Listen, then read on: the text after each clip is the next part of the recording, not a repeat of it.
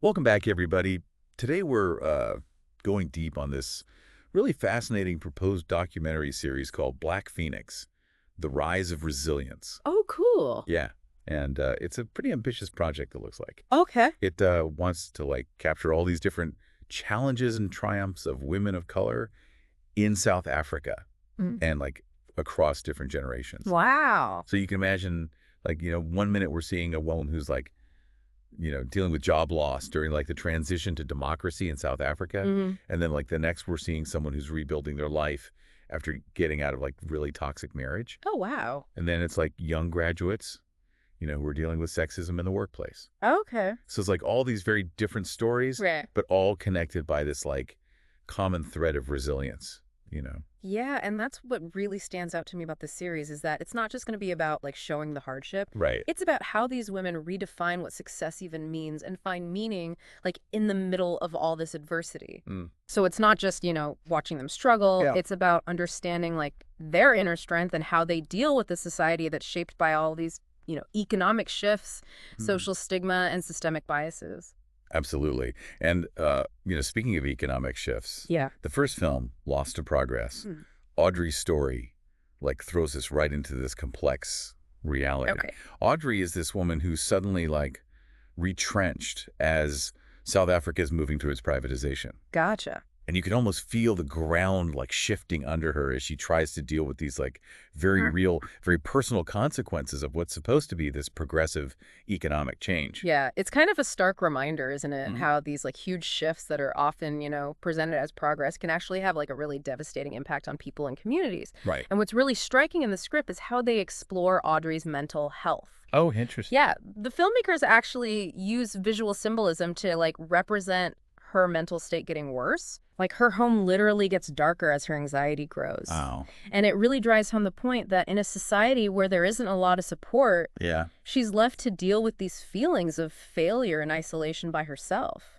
That's heavy. It is. And that visual detail is so powerful. Yeah. It makes you wonder, is it enough to just rely on community support to address these, big systemic issues? Right. Because the script highlights how, her friend reaching out and, a support group are crucial to Audrey healing. Mm-hmm.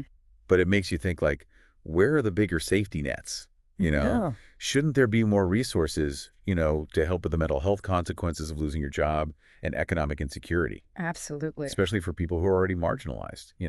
It's the film is kind of subtly asking us to think about those very questions. Yeah. It doesn't give us easy answers, but it Yeah. definitely makes us think about the human cost of all these economic changes Mhm. and what responsibility society has. Yeah, for sure. And then there's this interesting turn in Audrey's story. Oh, okay.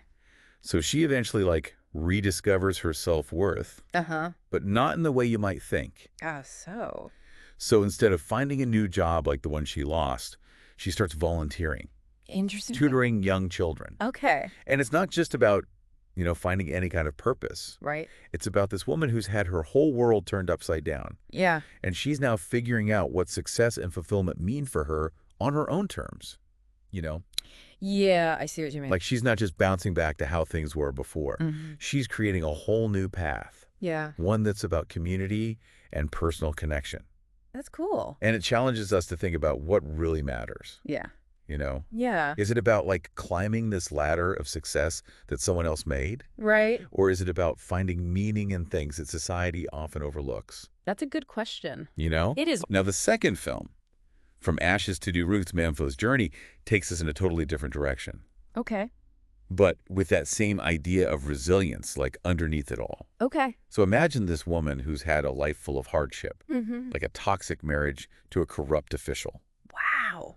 But instead of letting that pain define her, she finds solace in this really unexpected place, Yeah. running a creche for children. Oh, wow. And the filmmakers are proposing this really interesting visual thing here. Oh, okay. They're going to juxtapose the vibrancy and life of the creche Mm-hmm. with how stark and lonely Momfo's personal life is. Interesting. So you'll see these bright, energetic scenes with kids playing and learning. Yeah. And then it'll cut to Momfo in her small back room, all alone. Wow. And it's this powerful way of showing how she's pouring her heart into taking care of the next generation while still dealing with her own past traumas, you know? Yeah, it almost seems symbolic, that contrast, like Mhm. that she's drawing a line between that darkness from her past and the hope she's trying to build for these kids. Exactly. But it also raises the question, What's that? is Montho's choice really empowering? Okay. You know, given that there often aren't a lot of options for women in her situation. Hmm. So while the film celebrates how resilient she is and her capacity for love, Yeah. it also kind of subtly critiques the societal structures that might have led her to this point. So it's like they're celebrating her strength, Exactly. but also acknowledging how complex her situation is, Yeah, which adds another layer to the whole thing. definitely. Now, for our listeners who might not be familiar with this concept, Okay. can you explain what the divine feminine is? Yeah. And how it connects to the idea of self-care as a form of revolution? Sure. So the divine feminine is a really complex idea, Okay. but basically it's about this inherent strength and wisdom Hmm. and nurturing energy that's often tied to femininity. Okay. So it's about like reclaiming those qualities, Gotcha. breaking free from those societal expectations that try to put women in a box, Yeah. and embracing this more holistic view of what it means to be a woman. So in the context of Black Phoenix, and specifically Film 5 Self-Care's Revolution, Mm-hmm.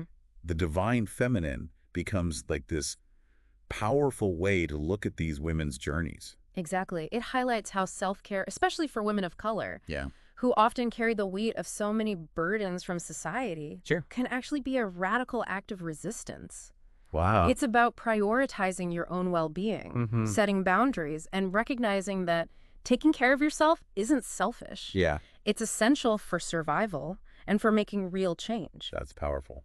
It is. Okay, well, we've covered a lot of ground here. We You know, do. we've explored these like economic and social forces that shape these women's lives, Mm-hmm. their struggles, their triumphs, and how the filmmakers want to use visuals to enhance those stories. Yeah, and we've only just scratched the surface. Right. There's still 2 more films in this series. That promise to go even deeper into this idea of resilience, Okay.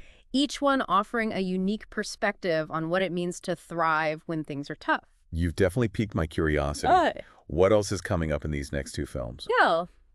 Well, in the next film, Education for Survival, Lissetti and Jessica's Stories, we meet these 2 recent graduates who are also single mothers, Okay. and they've worked so hard to get their degrees. Yeah. But when they actually start trying to, get jobs and enter the workforce, they hit this like whole new set of Right, challenges. like they finally get through that door, Exactly. achieve this huge milestone. Yeah. They're ready to contribute to society, Mhm. and then it's like, bam, Yeah. invisible wall. Totally. And it's like these subtle, insidious forms of sexism Right. that just like creep into everything. Yeah, in their workplace experiences. And the script shows this so well. Okay, how?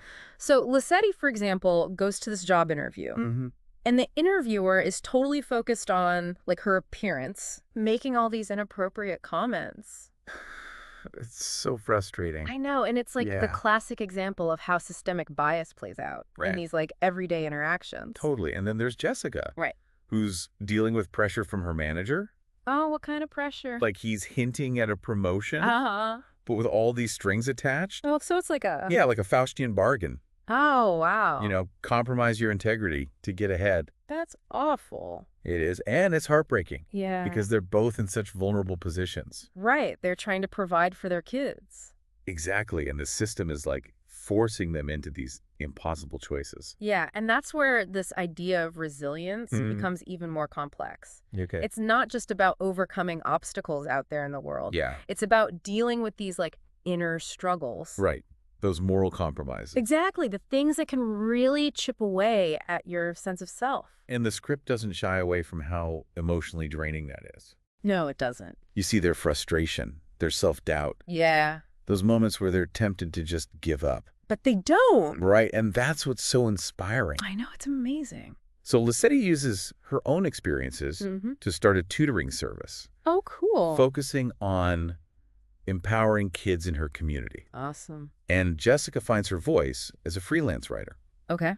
And she starts advocating for working mothers. So they're both like taking their skills and experiences Yeah. and turning them into something positive. Exactly. Even if it means going against the grain. you know? Right, rejecting that traditional definition of success. Like they're saying, we're not going to play by your rules. Yeah. We're creating our own path. Totally, one that fits with their values. Mm-hmm. And their vision for the future. Love that. And they find strength in each other, too. Oh, yeah. They build this network of support Right. with other single mothers who get what they're going through.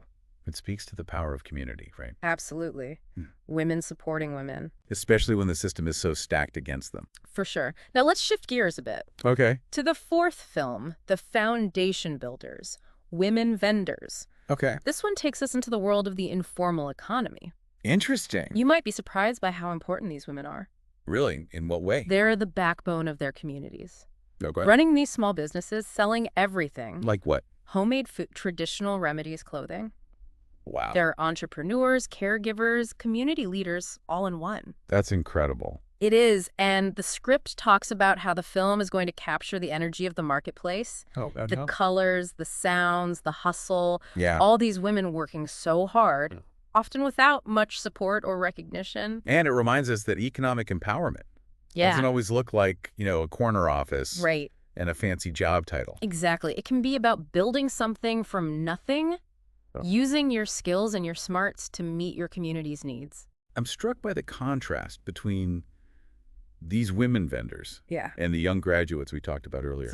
They're both so resourceful and resilient, but they're facing such different challenges. It is a fascinating comparison. Right. On the one hand, you have these young women Yeah. battling a system that feels rigged. Totally. And then you have these other women who are like creating their own opportunities outside of that system. But both groups share that determination, Absolutely. that refusal to be defined by their circumstance. Yeah. It really makes you think about all the different ways resilience can show up. For sure. Now, the final film, Self-Care is Revolution. The Fight for the Divine Feminine. Okay. This one takes a more personal approach. How so? It explored this idea of self-care as a radical act, Interesting. especially for women of color who are expected to carry so much. Right. Without complaining. Yeah. And I love this concept of self-care as revolution. Me too. It challenges that idea that resilience is just about pushing through and enduring hardship. It's about recognizing that you can't give what you don't have. Right. You have to take care of yourself first Exactly. to show up fully in the world. And the visual style for this film is really interesting. Oh, how so? They're using mirrors and images from nature Okay. to symbolize transformation and reconnection. Oh. And they're trying to create this sense of intimacy, Yeah. like going inward to heal and find wholeness. That sounds almost meditative. Right. It makes me think about all the ways we do self-care. Yeah. Sometimes it's about boundaries, Mm, saying no to things that drain us. right. Sometimes it's about doing things that nourish our soul. Yeah, like spending time in nature. Exactly. Connecting with loved ones, being creative. And the film emphasizes that community is crucial in this. Oh, for sure. It's not just about individual self-care. Right. It's about women coming together to support each other. Yeah. Creating those safe spaces to be vulnerable and heal. Exactly. And that feeling of shared experience, of healing together. Yeah.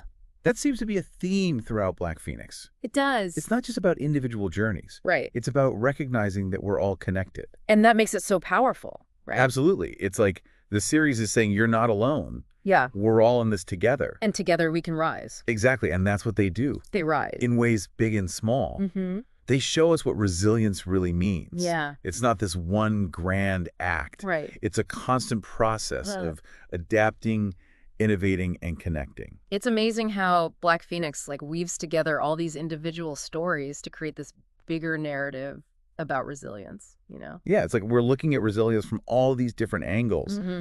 We see it in Audrey, with her determination to redefine success after losing her job. Right. And in Manfo's ability to find solace in nurturing the next generation. Yeah.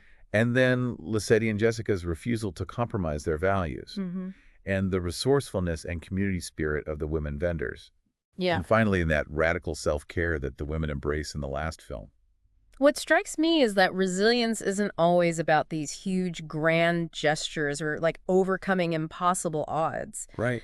It's often about the small, everyday acts of courage.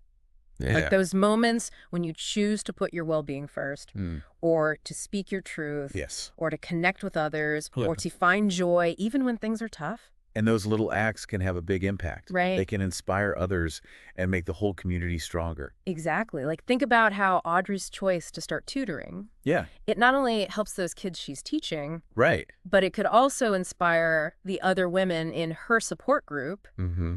to find their own paths, you know? Exactly. It's a ripple effect. Yeah, and it's like the series is saying that resilience isn't just about individual strength. It's about collective action. Right. Women supporting women. Yeah.